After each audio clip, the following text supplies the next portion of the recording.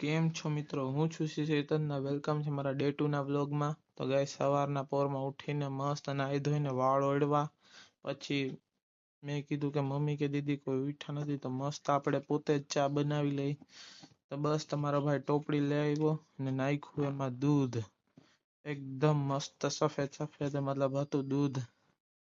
પછી gas flame on કરી. હાલો હવે આપણે નામ મૂકશું એમાં ને 5 ગ્રામ એમાં મેં નાખી ચા પત્તી. એમાં માથે મેં 10 ગ્રામ નાખી સાકર, કેમ કે ખાંડ સેહત માટે સારી ના હોય. પછી સ્પ્રે બ્રે છાંટ્યો. ત્યાં તો થોડીક ચા ને પાછી હલાવી એટલે પછી સારો ઉભારે આવી જાય. બસ ઉભરાય એટલી વાર જોતો તો ગાડીને મસ્ત આપણે ચા પી લીધી. આય હાય શું ચા બની હતી. તમારો ભાઈ શું ચા બનાવે છે અને જોઈ તો કોઈ ચા ના બનાવે. પછી શું આપણે બૂટ પહેરીને 8:30 વાગ્યા હતા ને આપણે નીકળવા માંડ્યા. આપણે રસ્તામાં અત્યારે જઈ રહ્યા છીએ કોલેજ તરફ.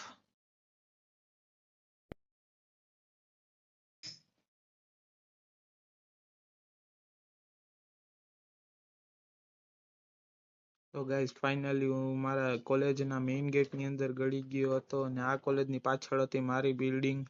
પછી 3માં ચડીને હું આવી ગયો ક્લાસમાં.